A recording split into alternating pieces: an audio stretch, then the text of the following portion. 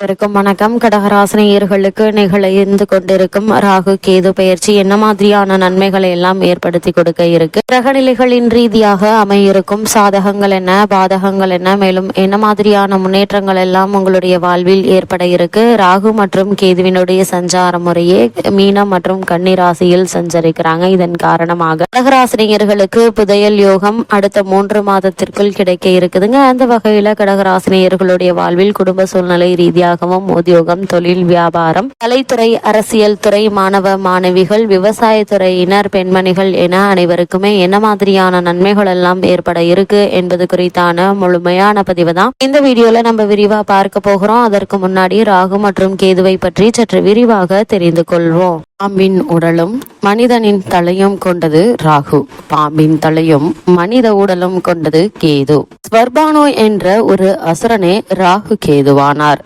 இது எப்படி நடந்தது என்பதை நாம் அறிந்து கொள்வோம். ஒரு சமயம் சாபத்தின் காரணமாக இந்திரன் தனது சக்திகளை இழந்தான். இதை அறிந்த அசுரர்கள் இந்திரன் உள்ளிட்ட அனைத்து தேவர்களையும் துன்பத்திற்குள்ளாக்கினார்கள். இந்திரன் சாபம் வழங்கிய துர்வாச முனிவரை சந்தித்து சாப விமோச்சனம் வேண்டி நிற்க, அவரோ நீ மகாவிஷ்ணுவை நினைத்து தவம் செய்து அவரிடம் உனது சாபத்தை பற்றி கூறி விமோச்சனம் கேள் என்றார். துர்வாச முனிவர் சொன்னது போலவே இந்திரன் மகாவிஷ்ணுவை நினைத்து தவம் இயற்றினான். மகாவிஷ்ணுவிடம் தங்களை அசுரர்களிடமிருந்து காத்து அருளுமாறு வேண்டிக் கொண்டார் இந்திர பகவான். திருப்பார்கடலை கடைந்தால் அதிலிருந்து அமிர்தம் உண்டாகும் என்றும் அதை அருந்துபவர்களுக்கு மரணம் கிடையாது என்றும் அசுரர்களிடம் தெரிவியுங்கள். இதை கேட்கும் அவர்கள் உடனே இதற்கு சம்மதிப்பார்கள். அசுரர்களின் உதவியோடு பார்க்கடலை கடையும் பணியை துவங்குங்கள் என்றார் மகாவிஷ்ணு. மகாவிஷ்ணு பார்க்கடலை எவ்வாறு கடைவது என்பதையும் இந்திரனுக்கும் தேவர்களுக்கும் தெரிவித்தார். இந்திரன் அசுரர்களை அழைத்து பார்க்கடலை கடையும் விஷயத்தை தெரிவித்தான். திருமால் குறிப்பிட்ட மந்திரமலையை தேவர்களும் அசுரர்களும் சேர்ந்து தூக்கி பார்க்கடலில் நிறுத்தினார்கள். வாசுகி என்ற மிக பெரிய பாம்பை அழைத்து அதை அம்மலையை சுற்றி கயிறு போல சுற்றினார்கள். பார்க்கடலை கடைய தேவையான மத்து கயிறு தயாராகிவிட்டது. திருமால் ஆணையிட பார்க்கடலை கடையும் பணி ஆரம்பமானது. மிகுந்த சிரமப்பட்டு தேவர்களும் அசுரர்களும் பார்க்கடலை கடைந்தனர். பார்க்கடலுக்குள்ளிருந்து காமதேனு என்ற பசு வெளியானது. தொடர்ந்து கற்பக விருட்சம் வெளியானது. பின்னர் உச்சஸ்ரவஸ் என்ற அதிசய குதிரை வெளிப்பட்டது. இதனை தொடர்ந்து ஐராவதம் என்ற வெள்ளை யானை வெளிப்பட்டது. பின்னர் பாரிஜாத மரம் வெளியானது. இவற்றை தொடர்ந்து அப்சரஸ் என்ற பெயருடைய தெய்வ பெண்கள் வெளிப்பட்டனர். கடைசியாக தெய்வீக தன்மை கொண்ட தன்வந்திரி பகவான் கையில் அமுத கலசத்தை ஏந்தி வெளிப்பட்டார். இதனை கண்ட தேவர்களும் அசுரர்களும் மிக்க மகிழ்ச்சி அடைந்தனர். தன்வந்திரியை தொடர்ந்து மிகவும் பிரகாசத்துடன் திருமகள் லட்சுமி தேவி வெளிப்பட்டாள். லட்சுமி தேவி திருமாலோடு காட்சியளித்தாள். இந்த தெய்வீக காட்சியில் தங்களை மறந்து நின்று கொண்டிருந்தார்கள் தேவர்கள். இதுதான் தக்க சமயம் என உணர்ந்த அசுரர்கள் அமுதத்தை முழுமையாக கைப்பற்றும் முயற்சியில் இறங்கினார்கள். தன்வந்திரியின் கையில் இருந்த அமுத கலசத்தை பற்றி கொண்டு ஓட ஆரம்பித்தார்கள். அப்போதுதான் தாங்கள் கவனக்குறைவாக நடந்து கொண்டது தேவர்களுக்கு புரிந்தது. உடனே அவர்கள் மகாவிஷ்ணுவிடம் முறையிட்டு தங்களுக்கு உதவுமாறு கேட்டு கொண்டார்கள். உடனே திருமாலும் தேவர்களுக்கு உதவிட முடிவெடுத்து மோகினி அவதாரம் எடுத்தார். மோகினி உருவத்தோடு அவர் அசுரர்கள் இருந்த இடத்திற்கு சென்றார். தன்வந்திரியிடமிருந்து தட்டி பறித்த அமுதத்தை பங்கிடுவதில் அவர்களுக்கு பெரும் சண்டை ஏற்பட்டது. மோகினியை கண்ட அசுரர்கள் அவள் அழகில் மயங்கி அமுதத்தை மறந்தார்கள். ஒரு விஷயத்தை நீங்கள் உணர வேண்டும். இந்த அமுதத்தை எடுத்ததில் தேவர்களுக்கும் பங்குண்டு. அவர்களுக்கு தராமல் நீங்கள் மட்டும் அருந்தினால் இதன் முழு பயன் உங்களுக்கு கிடைக்காமல் போய்விடும் என்றார். மோகினியின் அழகில் மயங்கிய அசுரர்கள் அவள் சொன்னதை எதை சொன்னாலும் கேட்கும் மனநிலையில் இருக்க மோகினி தேவர்களை அழைக்க அவர்கள் வந்தார்கள். தேவர்கள் ஒரு புறமும் அசுரர்கள் மற்றொரு புறமும் அமர்ந்தார்கள். முதலில் மோகினி அமுதத்தை தேவர்களுக்கு கொடுக்க தொடங்கினாள். அசுரர்களின் கவனமெல்லாம் மோகினியின் அழகில் கிடந்தது. ஆனால் தேவர்களில் கவனம் முழுக்க முழுக்க அமுதத்தில் இருந்தது. அசுரர்களுக்கு அமிர்தத்தை தருவது ஆபத்தானது என்று எண்ணிய மோகினி தேவர்களுக்கு மட்டும்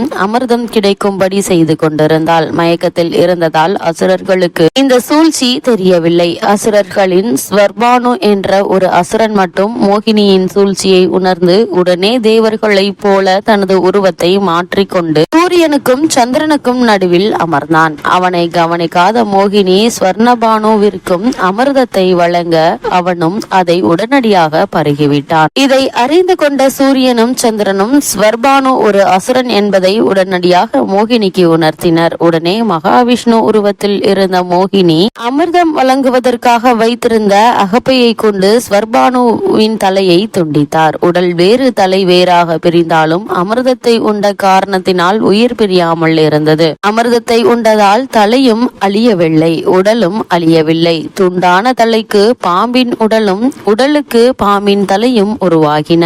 பாம்பின் உடலும் மனிதனின் தலையும் கொண்டது ராகுவானது. பாம்பின் தலையும் மனித உடலும் உண்டானது கேதுவானது. இப்படிப்பட்ட ராகுவும் கேதுவும் சாயா கிரகங்கள் என்றும் நிழல் கிரகங்கள் என்றும் வர்ணிக்கப்படுகின்றன. ஸ்வர்பானு செய்த தவறை சுட்டிக்காட்டிய மோகினி அசுரர்களுக்கு அமிர்தத்தை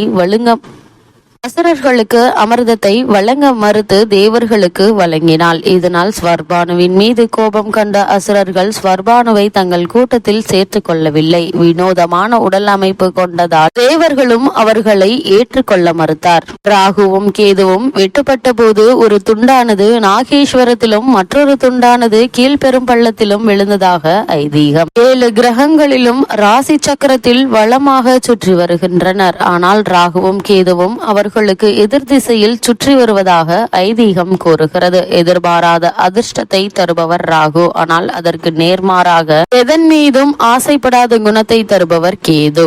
பேராசைப்படும் குணத்தை ராகுவிற்கும் முற்றும் துறந்த முனிவரின் குணத்தை கேதுவிற்கும் கொடுத்து படைத்திருக்கிறான் இறைவன். ராகுவும் கேதுவும் நிழல் கிரகங்கள் என்று அழைக்கப்படுவதால் சர்ப்ப பிரீத்திகளை செய்தால் நிழல் போல நம்மை தொடரும் துன்பங்கள் விலகிச் செல்லும் என்பது ஐதீகம். இவ்வளவு மேன்மைகள் கொண்ட ராகு மற்றும் கேதுவினுடைய மீனம் மற்றும் கன்னிராசி சஞ்சார முறையே கடகராசினியர்களுக்கு என்ன மாதிரியான சாதகங்கள் எல்லாம் ஏற்பட இருக்கு என்று பார்க்கும்போது உங்களுடைய தைரிய வீரியஸ்தானத்தை குரு பார்வையிடுகிறாருங்க. அதோடு 9ஆம் பார்வையாக களத்திரஸ்தானத்தை பார்வையிடுவதால் அஷ்டம சனியினால் பாதிக்கப்பட்டிருந்த சுபகாரிய முயற்சிகள் வேகம் எடுக்க இருக்குதுங்க. அதனால் திருமணம் சம்பந்தமான முயற்சிகளோ அல்லது மற்ற எந்த காரியங்கள் சுப காரியங்கள் சம்பந்தமான முயற்சிகள்ல ஏற்பட்டு வந்த அனைத்து தடங்கல்கள் தாமதங்கள் அனைத்துமே நீங்கி சிறு முயற்சியிலேயே வெற்றி கிடைக்கக்கூடிய ஒரு தருணமா இந்த காலகட்டம் அமைஞ்சிருக்குதுங்க. தடங்கல்கள் அகல இருக்குது. 5-10 செவ்வாய் பாக்கியஸ்தானத்தில் ராகுவோடு இணைந்து சஞ்சரிக்கிறாருங்க. இது ஒரு சிறப்பான ஒரு அமைப்பு என்று தாங்க சொல்ல வேண்டும். உங்களுடைய புதிய முயற்சிகள்ல வெற்றி கிடைக்கக்கூடிய ஒரு தருணமா காலகட்டம் அமைஞ்சிருக்குது என்பதை கிரகநிலைகள் மீண்டும் மீண்டும் உங்களுக்கு அறிவுறுத்தது. தொழில் வியாபாரத்தில் நல்ல முன்னேற்றம் இருக்குங்க. இதனால் நல்ல லாபம் கிடைக்க இருக்குது. இதனால் உங்களுடைய பழைய கடன்களை அடைத்து நிம்மதி பெற இருக்கீங்க. உத்தியோகத்தில் பதவி உயர்வு,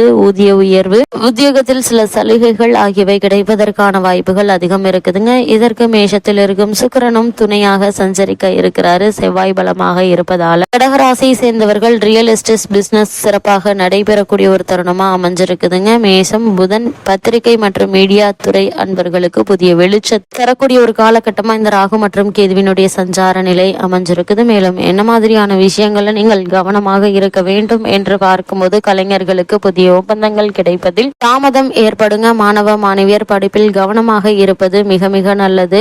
இன்றைய கல்விதான் நாளைய எதிர்காலம் என்பதை மனதில் நிறுத்தி அதற்கான முயற்சிகளை மேற்கொள்ளுங்க. சோம்பல் அதிகரிக்கலாங்க. பெண்களால் சில மன வருத்தங்களும் பிரச்சனைகளும் ஏற்படலாங்க. நீங்கள் எத்தனை முயற்சி செய்தாலும் அஷ்டம சனி சிறு தடைகளை செய்து கொண்டே இருக்கும் என்பதையும் கவனத்தில் கொண்டு அதிக விழிப்புடன் செயல்பட வேண்டும் என்பதை கிரகங்களுடைய சஞ்சார நிலைகள் மீண்டும் மீண்டும் உங்களுக்கு அறிவுறுத்தது. கடகராசினியர்களுக்கு கிரக நிலைகளின் ரீதியாக கூறப்படும் பரிகாரம் என்ன என்று பார்க்கும்போது அஷ்டம சனி என்பதால் சனிக்கிழமை நல்லெண்ணெய் தீபம் ஏற்றுங்க. சனிக்கிழமை அனுமன் கோவிலுக்கு தவறாமல் செல்லுங்க. எண்ணற்ற நன்மைகள் உங்களுடைய வாழ்வில் ஏற்படும்.